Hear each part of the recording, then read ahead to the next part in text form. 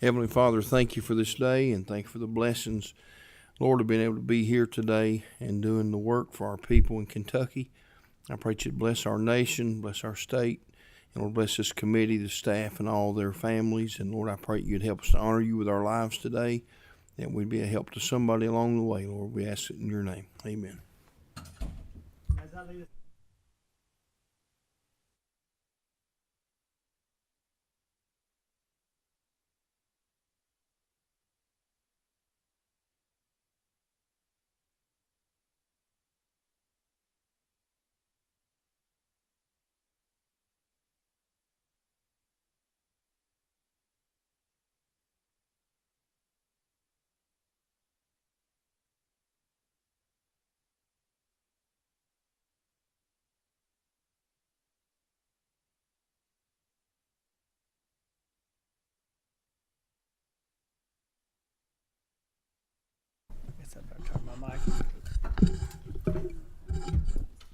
Well, today we have two groups present with us, and the first presentation we'll have today is from TRSA, Textile Rental Service Association. We have Mr. Kevin Schwab. And Kevin, if you would like to introduce anybody else that's going to be speaking with you. Oh, I'm sorry. We need to do a roll call, don't we? Yes. Okay. This time, Madam Secretary, will you please call the roll? Senator Harper Angel, Senator Smith, Present. Representative All, Representative Gentry, Representative Hart, Here. Representative Lockett, Representative Bray, Present. Representative Petrie, Representative Fugate, Here. Chairman Boswell. Here. Okay, at this time, I'll ask the presenters to swear in, and please raise your right hand, please. Do you solemnly swear the truth, the whole truth, and nothing but the truth, so help you God? All right, thank you. As you begin your testimony, please identify yourself for the record. And members of the committee, please hold your questions after this presentation. We have two presentations. They have allotted up to a half an hour for each one. I don't think it'll take that long. Thank you, Mr. Chairman. Members of the committee, good morning, and thank you for the opportunity to address you this morning. My name is Kevin Schwab. I am the Vice President of Government Relations of TRSA, the Linen, Uniform, and Facility Services Association. Myself and Mr. Tim Eifler will be discussing consequences of the tax legislation enacted in 2018. TRSA represents the $50 billion linen, uniform, and facility services industry, which employs 200,000 employees at over 2,500 facilities in North America. TRSA members are local, independent, family-owned, multi-generational businesses such as Cytex Corporation and Universal Linen, as well as national publicly traded companies such as Cintas, UniFirst, and Vestas.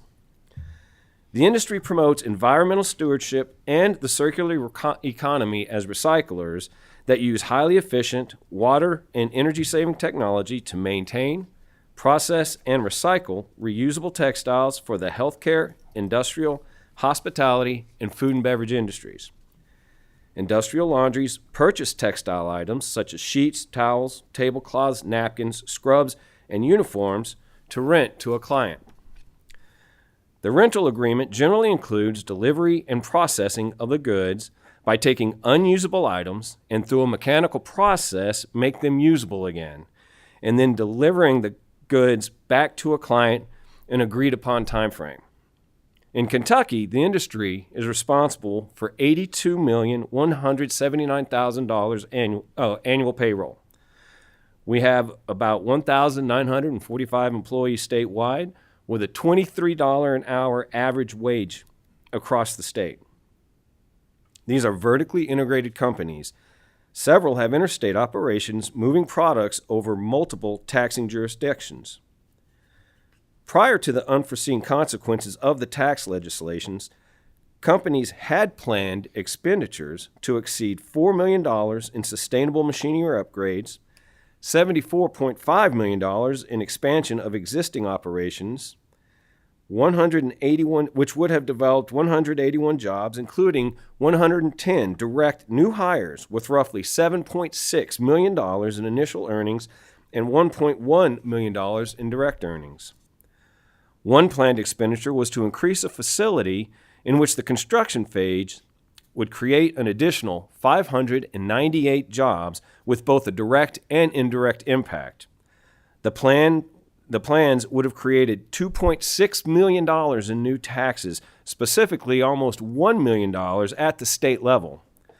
These expansions would occur in the Louisville, Owensboro, Bowling Green, and Lexington areas. Two of these planned expansions could take place across the Ohio River in southern Indiana. These two projects alone would generate approximately $1 million in new tax revenue, including over $360,000 at the state level. Prior to 2018, Industrial Laundry paid Kentucky sales tax on items purchased for rental to customers with no additional tax collected from or imposed on the customers themselves. After July 1st, 2018, industrial laundries are required to charge Kentucky sales tax on charges for supplying those items to customers. The Kentucky Department of Revenue also requires the industrial laundry and linen supply industry to continue to pay Kentucky use tax on purchases of textiles, the uniforms, the linens, and the mats, etc. The Department of Revenue claims the industry must pay tax on purchases of items purchased for rental to customers and charge tax on charges to customers. This leads to double taxation. The Department of Revenue interpretation imposes Kentucky sales tax twice on textiles. Another impact of the legislation is tax pyramiding, which imposes sales tax on sales tax of items. This practice contradicts the resale exemption. It's important to note Kentucky is the only state that applies sales tax this way. This environment creates an adverse economic development climate and harms growth, placing Kentucky at a competitive disadvantage to other states. It also negatively impacts additional businesses and industries that rely on industrial laundry and linen supply companies, industries like hospital, healthcare facilities, restaurants, hotel, and industrial operations. This climate incentivizes industrial laundry and linen supply companies to move processing operations out of Kentucky to minimize this double taxation. This situation violates uniformity by discriminating between renters and sellers. The Department of Revenue allows a resale exemption to uniform and linen suppliers who sell the items they clean, but denies the exemption to those who rent the items they clean and process. It makes the tax economically inefficient and non-neutral, discouraging use of industrial laundry services and linen supply services, and instead encourages businesses to purchase and clean their own uniforms and to purchase disposable goods that would end up in a landfill and other items as opposed to sustainable, reusable items. This situation lacks transparency. Rather than the ultimate customer paying tax on the final purchase, a greater amount of tax is paid by customers without their knowledge. This process violates the principles of good tax policy. The industry believes the General Assembly, in levying these sales tax on the industrial laundry services and linen supply services, did not intend to either double tax uniforms, linens, and similar property supplied to Kentucky customers, or impose a tax on tax, increasing the cost of these items for gas stations, butcher shops, restaurants, hospitals, manufacturers, and other customers. The industry feels the General Assembly should amend the Kentucky sales and use tax statutes retroactive to July 1, 2018, to make clear that the industry members are entitled to the sale for resale exemption. I thank you for this time. Tim and I are available to answer any questions you may have. Thank you, sir. Now, I have some questions and some comments, but I'll ask first if any of the committee members would like to has a question. Well, I'll start then. Well, I had the privilege yesterday to do a complete tour of the UniFirst plant in Owensboro. And I want to say, the state of Kentucky is spending millions of dollars to attract industry to the state of Kentucky. But we also need to make sure that we take care of our existing industry. This is a situation I've known about quite some time. Back in the latter stages of the legislature, I attempted to, this came up late, and I tried to do a committee sub on House Bill 122 to address this problem through the legislature, but time simply ran out. Since that time, there's been talk that possibly the governor or the Department of Revenue could resolve this matter. And so my first question, is this a matter that, and I also want to say this, we're here today in front of an economic development meeting, and this is also a taxation issue, I realize, but for me personally, knowing that UniFirst has a large operation in my district, I'm here today to talk about the importance for economic development. So what can we do to resolve this matter? Sure. I'll take that. Senator Boswell, there's a variety of different ways this could be addressed. I mean, certainly the Department of Revenue could change its position, and the industry's been working on that for over a year now, trying to get some relief. There is a regulation that could be amended to address it specifically, but in the absence of the Department of Revenue taking action, what we would ask the legislature to do is just clarify its intent. As we sit today, the resale exemption, the way it works in Kentucky is if you're a business that sells or rents tangible personal property, the items you buy to resell to customers or to rent to customers, you can issue a resale certificate for. Now, we know since 2018, there's been a number of expansions to the sales tax to pick up about 40 new services. And as part of that, the legislature amended the resale exemption to say that if you buy a taxable service to resell it, you can also issue a resale exemption. So kind of the gap that I think is the basis for the Department of Revenue's position is, they have recognized that if you're providing a taxable service, for example, veterinarians, and as part of that service, you transfer tangible personal property to the customer, whether that's giving an animal an injection, giving them treats, anything like that, where the customer walks away with that item, even though they're providing a taxable service, they can also buy that for resale and not pay sales tax on their purchases. The gap is our situation where we're not actually transferring the item to the customer to keep, we're renting it. So, the gap is that if we weren't in the cleaning business and we simply bought textiles to rent to customers, we could issue a resale certificate, only charge tax to the customer on their charges. If all we did was provide cleaning services, we would charge sales tax on those services. But because we do both, we somehow lose that resale exemption. So, we believe this. We believe the Department of Revenue's position is wrong, but because we have not been able to obtain relief from the agency, we would ask the legislature to just clarify the scope of the resale exemption. I took a tour of the plant yesterday, and I was able to witness the process that we go through here.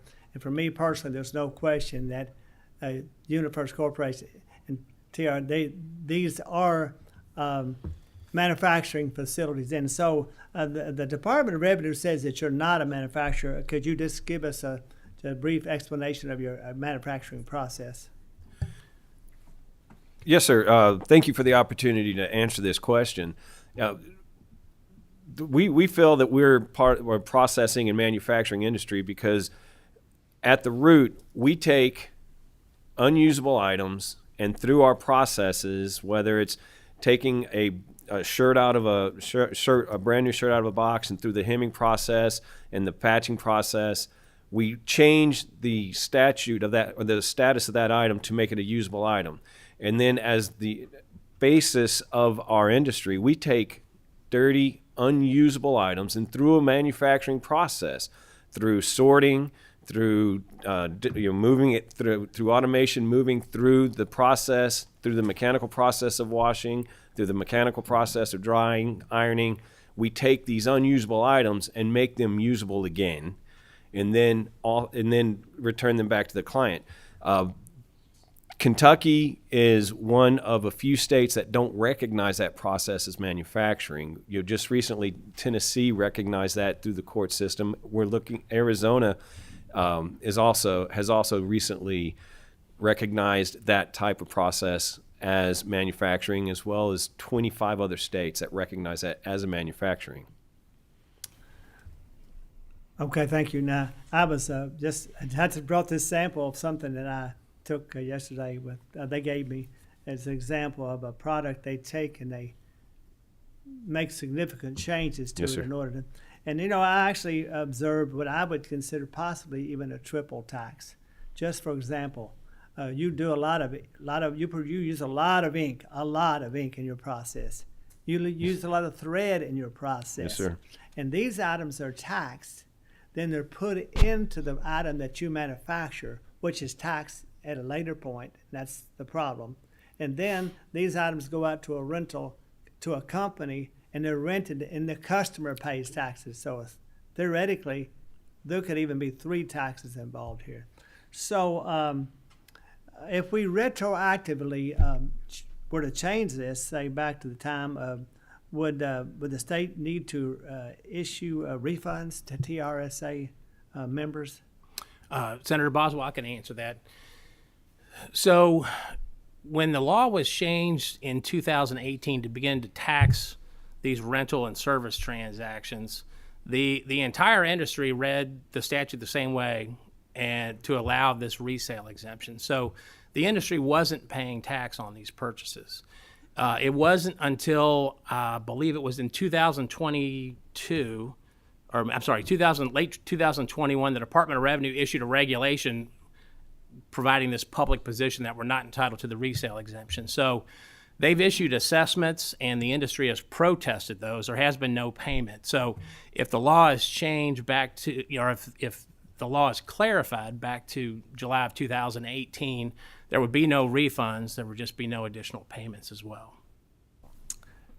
I have a couple more, but anybody else have any questions? So I just want to reiterate one thing you said. Kentucky is the only state in the nation Yes, sir. taxes this way. We had a very similar thing, I think, with the barrel tax in the last session, where that we're the only state in the country that taxes barrels of whiskey the way that we do, and we changed that because it was not being done properly, in my opinion. And I think we have a very similar situation here. We have a major company, a company that employs so many people in the state of Kentucky, and it's my intention that we continue to look at this and try to address this. And I would call upon the governor and the Department of Revenue to try to go ahead and resolve this matter so we don't have to pass legislation. Are there any other comments any other members make? Well, we would like to thank you for your presentation, and we will continue to watch this. We do value TRSA members, and in particular UniFirst, since they're in my district, and that they also have operations in Louisville, Lexington, and Bowling Green. And so thank you for your presentation, and we appreciate you doing business in the state of Kentucky. Thank you, Senator. Thank you, members of the committee.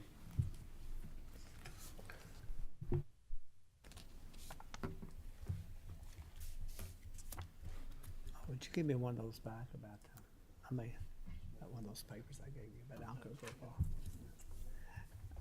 Okay.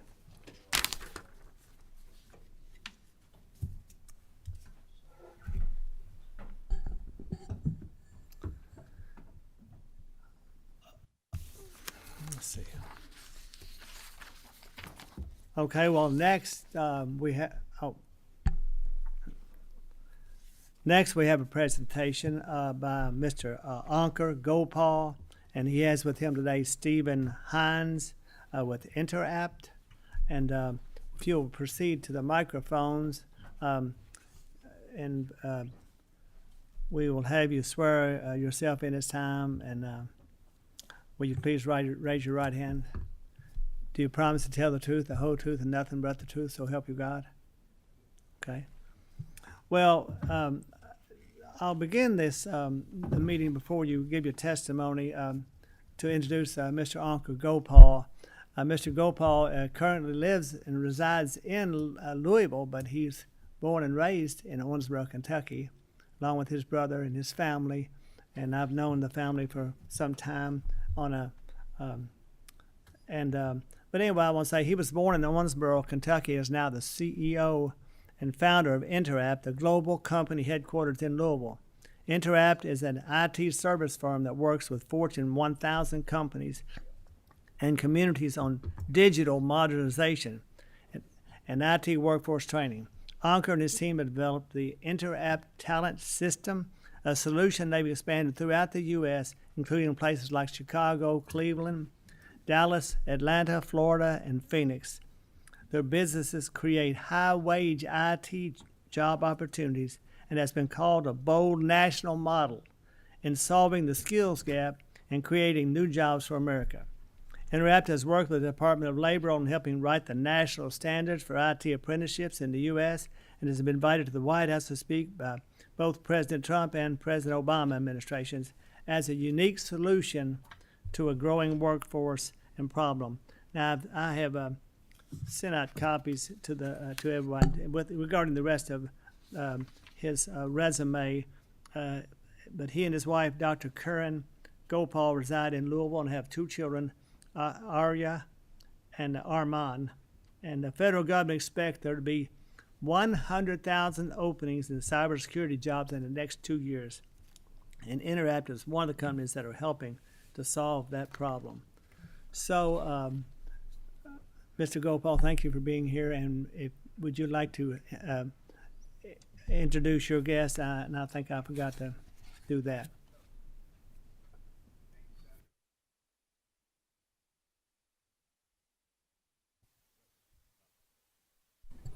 Excuse me. Thank you. Thank you, Senator. It's an honor to be here. And thank you, Congressmen and representatives, for also allowing the time. I'm here today to share with you about how my company, Interapt, developed the Interapt Talent System, which is a solution we have deployed across the country for multiple Fortune 1000 companies and local, state, and federal governments, solving their tech talent problems, impacting thousands of people, and creating net new jobs at a 98% success rate.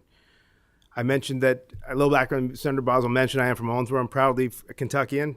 And I started my career after college and grad school at Accenture, where I met my colleague, Mr. Stephen Hinz, where we both worked in the federal and state government space. Steve and I have worked together closely for 15 years. I'm pleased to bring him with me and introduce him as well. Good morning. My name's Steve Hinz, and I'm an adopted Kentuckian from Lexington.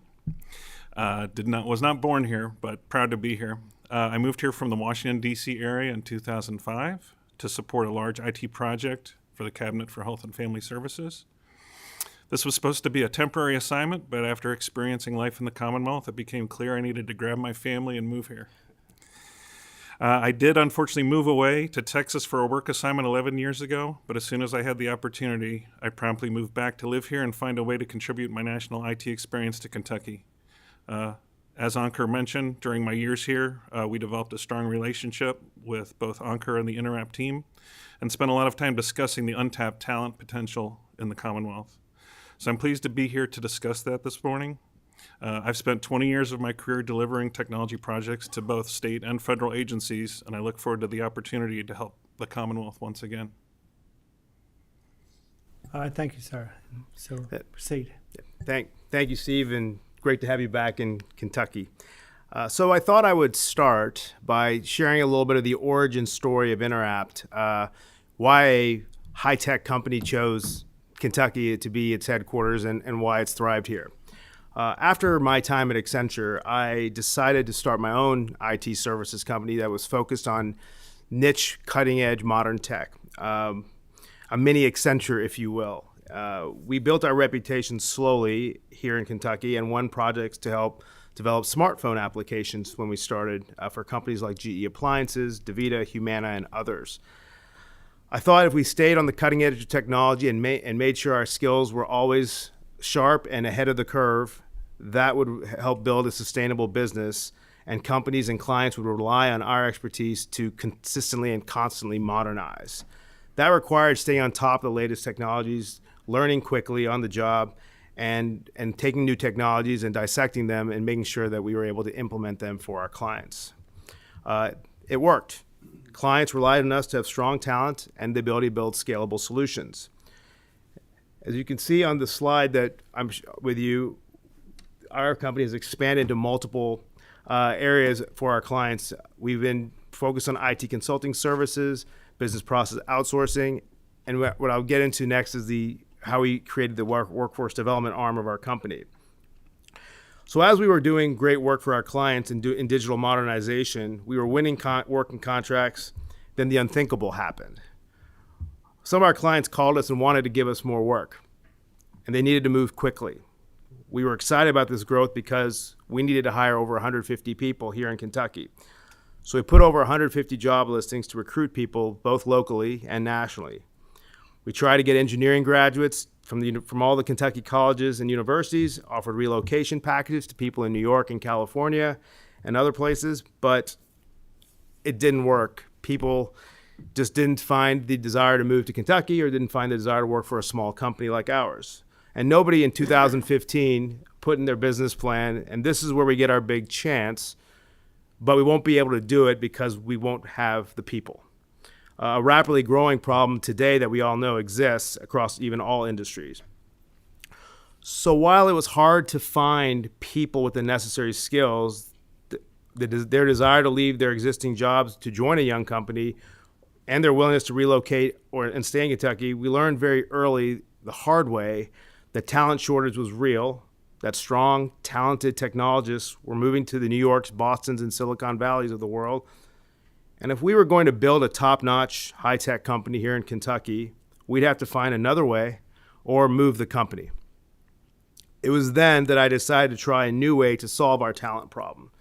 Instead of moving to where the talent was, what if we targeted people that wanted to stay in Kentucky, may not have had the guidance that we all may have had, but had the aptitude, the drive, and a willingness to work, and then armed them with the minimal skills for 3 months needed to join a tech team and have them continuously learn quickly on the job the way we did and keep upskilling them over time, similar to a trade apprenticeship model, to keep getting them better and better over a period of 12 months. While it was a centuries-old model, it definitely was a new idea in the technology space. And while that was a pretty unique model, I realized that wouldn't be enough to recruit people. People had families to support, bills to pay, and didn't have the money to attend one of our fine universities in the area. So what if we made our corporate training program absolutely free? And what if we made it with no obligation, no contract, and no strings attached? Could we get more people to apply? And on top of that, what if we paid them while they were training so they could just focus on learning and not focus on their bills and financial barriers? And lastly, what if we also guaranteed them a job if they passed our course? A bold and entrepreneurial solution indeed, but it worked, and we solved our talent problem. And not only did it work, we stopped to look at the people who were signing up for our programs. Veterans returning from active duty, veteran spouses who were able to work while their significant others were deployed, people in rural areas, people in urban areas, single mothers, women returning to the workforce. It was pretty amazing for me to watch this crazy entrepreneurial solution go viral and actually work. And we got a lot of national attention for this work we were doing.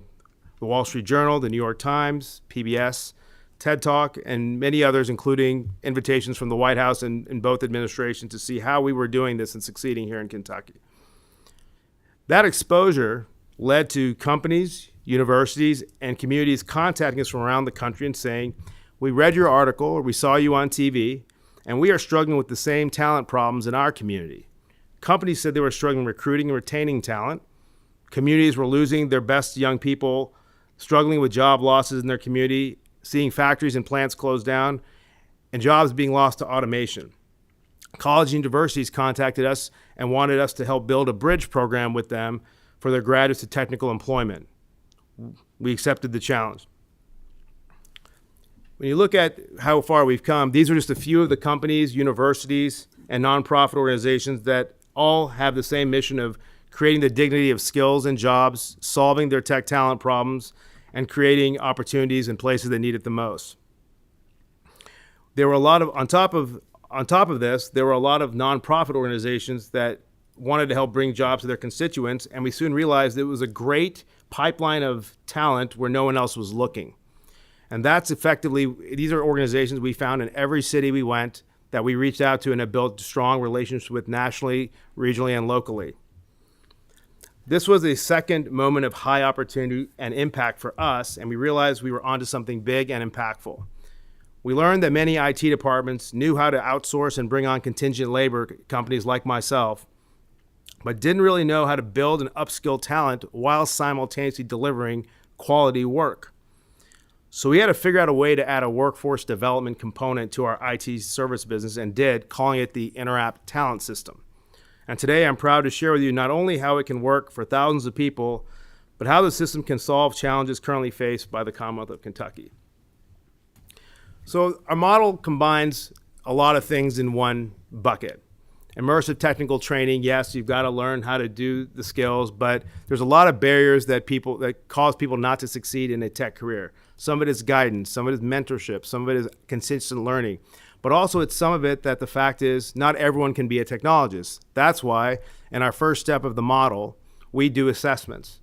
While we appreciate and want to help everyone, we know that it's not for everyone, and not everyone has the logic, puzzle solving, and operational skills to be a successful technologist. Saying everyone should be a programmer is like saying everyone should be a doctor. It's just not possible.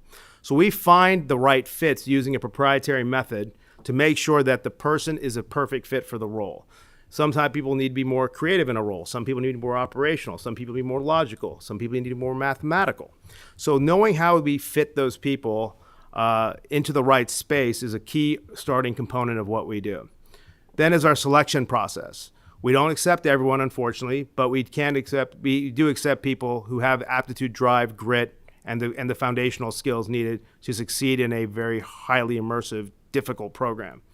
And then comes the 3 months of training. Typically, it's 8 hours a day with about 20 hours a week of off-time work. It requires a tremendous amount of resolve and discipline to succeed in our program. Once that program is completed, we give them a job and convert them to a full-time employee. During the employee, we match them up with senior-level developers, mid-level developers, working on actual client projects and showing that we can meet the demands and standards of a highly mobile enterprise technology team. That is something I'm very proud of, that we were able to keep up with the demands of ever-changing technology in this world. And lastly, when you have somebody who has worked, has the confidence, built their skills, built their career, they have kind of they don't need us anymore, I like to say. They have the ability to go and work at any company, any job without us by their side. And I believe that that is something I'm most proud of, to see some of our graduates go through numerous companies, numerous promotions, and have built six-figure salaries for them and their families when they were making under $20,000 a year when we found them. Something I'm very proud of. So when you talk about how we deploy people onto projects, Steve and I have worked together to build this sort of relationship between senior, mid-level, and junior talent, which Steve, please share a little more about. For sure. Thank you, Unker. So yes, Interapp invests a great deal of time and resources identifying those technology talented. Please. Yes, sir. You're talking to your microphone there. Oh. Can you turn the button on? Thank you. Technology talent that have the right aptitude and can deliver. So then we train our people on state-of-the-art delivery practices. Again, we typically senior, mid-level, and junior resources, those in the apprenticeship mode, and a team approach where we optimize delivery with ongoing professional development of these screened Interapp resources. This delivery approach reflects industry best practices that we've used I've personally worked in 25 different states developing technology projects with additional elements such as career life coaches and experienced client leadership that continue to develop the whole person to be their professional best and deliver high quality work for our clients. Next slide, Unker. So to be more tactical, what technologies does Interapp support? For IT people in the room, many of these technologies will look very familiar and of particular importance to the Commonwealth government. I'd point out that we do a lot of work with mainframe programming and operations. This is an area of older technology that may not be the most glamorous, but for Interapt Resources, it is a core competency and a challenge we are happy to take on. More specifically for Kentucky, in the recent IT legacy application updates, representatives from the COT have testified in front of the Investments in Information Technology Improvement and Modernization Projects Oversight Board that they have to hire retired employees familiar with specific coding to work part-time, as there are not many capable applicants to maintain older technologies. This approach is very hard to sustain, and Interapt is able to address this unmet technology need in the Commonwealth. At the end of the deck, we have documented several examples of our work helping our clients succeed, and I will highlight just one. CVS Health partnered with Interapt and was having some of the same challenges as the Commonwealth to support their aging mainframe technology. In terms of scale, CVS drives over $400 billion in revenue, and a large 1/5 of that revenue is still tied to legacy mainframe-based technology. To solve this challenge, Interapt identified and trained resources more than willing to learn these aging technologies and support CVS's need. We started with 10 resources as a pilot project, and it was such a client success that the team grew by 600% during the first year. We are confident we can deliver this same sort of success to the Commonwealth using Kentucky-based resources while bettering Kentuckians in a true win-win-win model. With that said, I'd like to hand it back to Ankur to talk about some of Interapt's most meaningful success outcomes and how specifically we can help the Commonwealth. Okay, before we do that, I might interrupt just for a minute to see if we, before we get too far, does anybody have any questions at this point? Yeah. Representative All. Thank you, Mr. Chairman. Ankur, Steve, great presentation. You just mentioned that IT Oversight Committee. I'm actually a member on that. I think I might be the only person, I think I might be the only one present that's on the intersection here of both of these committees. The mainframe issue is an issue where COT has outsourced that. I think it's in Colorado now that we're doing that. Are you actively engaged with COT and placing folks who are going through this process? Are they still, I guess my question is, are they still working for you, or are you transitioning them to COT as like a contractor, or how's that relationship? How's that going? Great question. Great question, Representative. We currently are in talks with COT. We're sharing that with them and leaders inside different agencies about our solution. To your direct question, yes, they're our employee. We're the employer of record. That way, the onus and the responsibility of quality work lies with us. Meaning that if the COT or any client doesn't like what we're delivering, they have the ability to cut our contract. So we believe that we have the expertise and the knowledge to make sure that product delivery is strong. And eventually, if the person does want to commit to another different career, perhaps take a state job, we give them the option to do so. And some people like that option. Some clients do take that option. About 80% of our folks do stay with us and remain employed under our watch. So there is a consulting component to this. There's also a development consultant and upskilling, if you will, of existing staff members that currently are state employees as well. We've done that inside several companies as well. Okay. So but you are engaged with COT right now, and part of their mainframe decommission those older apps that are in those outdated languages. We are aware of it. We have been speaking to them, but it's in early stages, yes. Okay. I think Senator Smith has a question. Yeah, I do. Forgive me, I can't quite see you both there, but thanks for coming to make a presentation for our committee. And I have a couple of questions.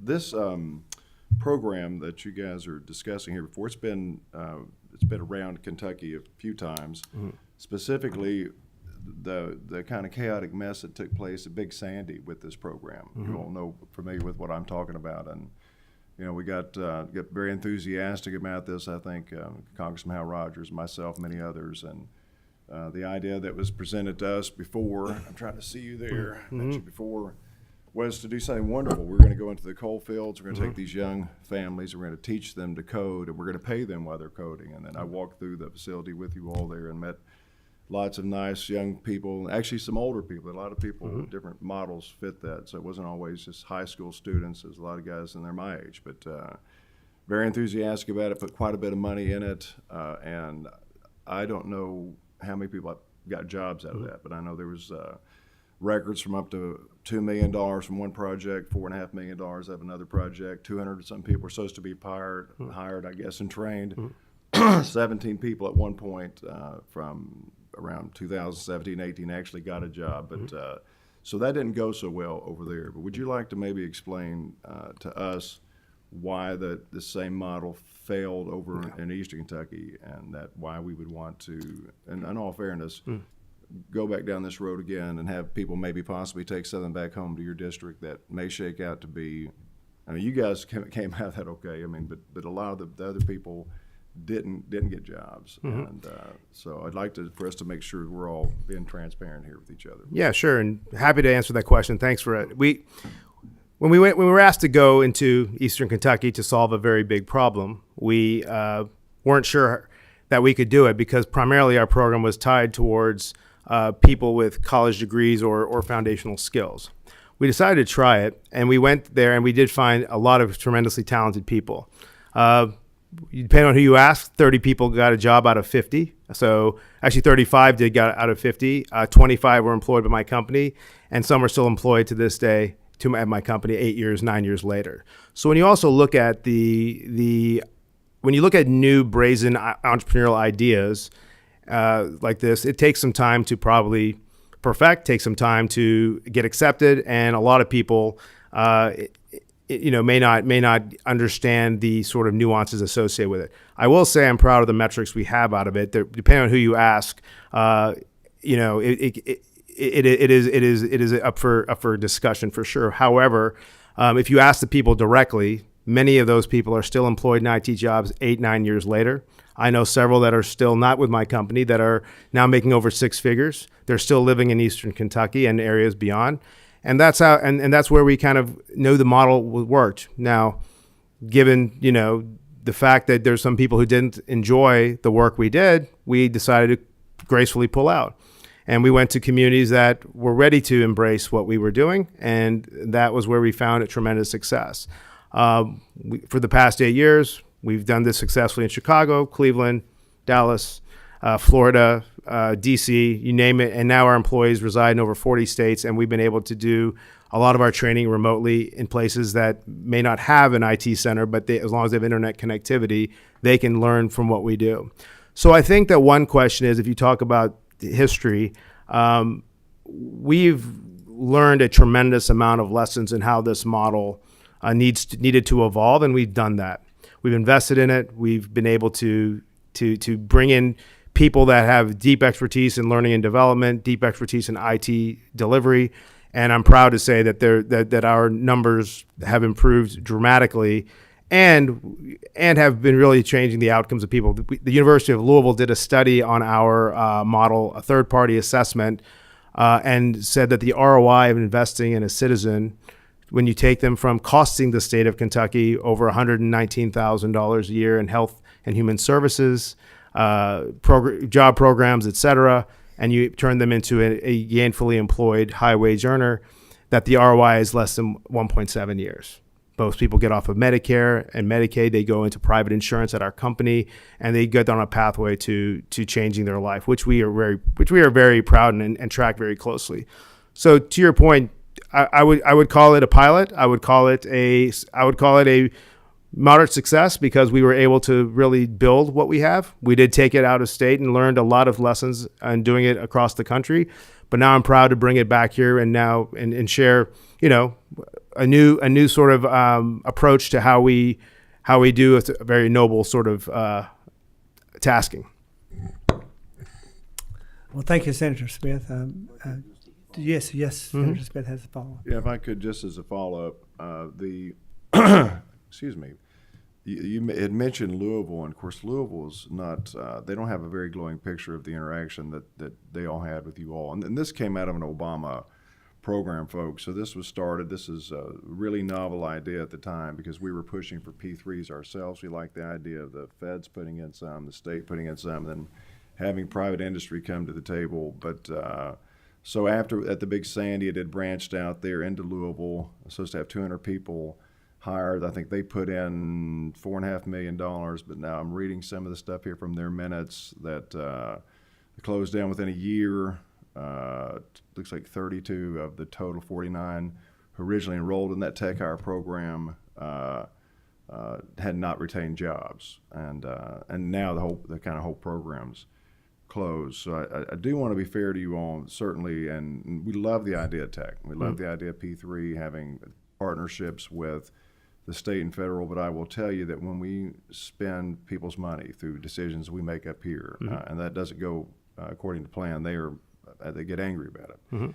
So we want to make sure that anything that we authorize, or I personally authorize, is not going to be anything like what happened to us before Big Sandy. I think that's fair to say that did not end well for anybody. I encourage you members to take a quick deep dive into this so you know what you're talking about, and reach out and talk to some of the other people in there. But I do like to see what you guys have got planned for the future, and I do think tech and training, we're as capable of it as anybody else. It's something that gives Kentucky, I think, a leg up. Nobody owns that market out there, so we're as much entitled to it as anybody. We have extremely very, very capable individuals, and I say this because the mountains that have kept us out and have kept a lot of the roads and stuff in there have caused people to become very, very good at bridging those gaps, and they've done so online. And you all found through your own research that you'll find some people that they probably weren't great at basketball or other sports in high school, but they were really good on computers. And so it's surprising when you get into the mountains and out west into the farmlands that you've got people from these rural areas that are extremely gifted. They just don't have the degree on the wall, but they really understand what goes on. So we think we've got a great market for it. Obviously, we'd like to see companies like yours tap into that, but we don't want any more boondoggles, I can assure you. Yeah, I can address your first point. The P3 partnership was not us. We were not involved in that, and so I can't speak to that. The other piece on the skills requirement of doing a skills first approach, 8 years later, even the federal government is feeling this talent pinch, and most recently just removed degree requirements, like you mentioned, for cybersecurity roles. They're removing the degree requirements. They're looking for skills first, people who can do the work and not necessarily have the paper on the wall, as you mentioned. That's something we excel in, and that's something that we believe, like you said, Kentucky can take full advantage of. I see no reason why a large chunk of those jobs can't be done across the Commonwealth by people who we assess, train, and deploy. To your point about being a boondoggle or having less than stellar results, it depends on who you ask, and I encourage all of you to ask those questions. We really do take pride in the people we did help. We do know the job data more closely. We have tracked them. We are still employing them, and we've seen where their careers have gone. So I would just encourage you to look at that as well. Thank you, Senator Smith. Anybody else have any questions? If not, I'll talk about a couple comments. So the reason I asked Mr. Gopal here today was I became aware of this, and just most recently I have had the opportunity to talk to some young people about what they want to do in the future. Just recently I talked to a young man who had been a quarterback of one of our colleges in one of our high schools in the area. He was quite successful, but he was working in a retail situation. And he's very talented, clearly, just by conversation with him. And I asked him, I said, what are your plans for the future? And he said, I just really don't know. He said, I can't afford to go to college. I'm just not really sure what I want to do. And I broached this idea about this type of a program that could train someone quickly and take them from making $12 to $14 an hour up to probably double that in a relatively short period of time. And I've had an opportunity also to talk to some young ladies that are the same way. One in particular, young girl, her father had just lost his job, and he was planning on paying for her college, and he was unable to. And now she's kind of in a predicament, having planned ahead for her education to go to a four-year college, and now she's working as a fairly low-paid person and is very, very, very intelligent and these are the type of people that I think that in Kentucky, if we can move these people up the ladder, figure out a way to do that successfully, then a program like this might work. So I thank you for your testimony today, and we'll look forward to getting more information about your company as we go into the future. Would you guys have any closing remarks you'd like to make? Sure, happy to. So first, thank you again for the opportunity to share the successes of our company. As you can see, kind of as we've progressed our company over the past 15 years here in Kentucky, we've been very successful in a lot of our endeavors with a lot of major Fortune 1000 companies. And now we're really excited about the work we're doing and bringing that back home to Kentucky. We've had discussions with numerous people and organizations here in Kentucky about sourcing. I know second chance employment is something that is big with the Commonwealth, and we're very proud to be part of that mission as well. We've spoken with people like Tim Robinson, who runs Addiction Recovery Care, about working with his clients across the Commonwealth, going through recovery and offering scholarships to them who would like to be in this field, as well as build a career at post recovery. And the Commonwealth of Kentucky is in a unique position, I believe, given the moment of time we're in. This position is to leverage its buying power to create a win-win-win scenario for its citizens, for the Commonwealth, COT, as well as our companies here in Kentucky that we work with. Kentucky can obtain the IT services needed from a qualified vendor headquartered in Kentucky, have the ability to offer free scholarships to state employees or residents to meet the growing need of IT talent. And 3, provide the dignity and skills needed to create jobs of the future across the Commonwealth, protecting our families and creating generational wealth to come. I thank all of you for this opportunity to share my team's story and journey. It's not an easy one, but it's been a fantastic one. I'm proud of the team we built, the work we've done, and we're not done yet, because I firmly believe there's still a tremendous amount of untapped talent here in Kentucky. Kentucky has been good to my family, has been good to my company, and its home. By strategically investing now in our own citizens, the economic impact and workforce impact would help Kentucky leapfrog over other states in the digital economy and talent crisis that's looming. And when the world's talent shortage turns into a talent crisis, I look forward to seeing companies lining up at Kentucky's doorstep because they know how prepared Kentucky workers are in the new economy. I appreciate it, and thank you for your time. Thank you. Well, thank you for being here today, and we want to thank you for keeping your business in Kentucky, and we hope you do continue to grow and much success in the future. Thank you.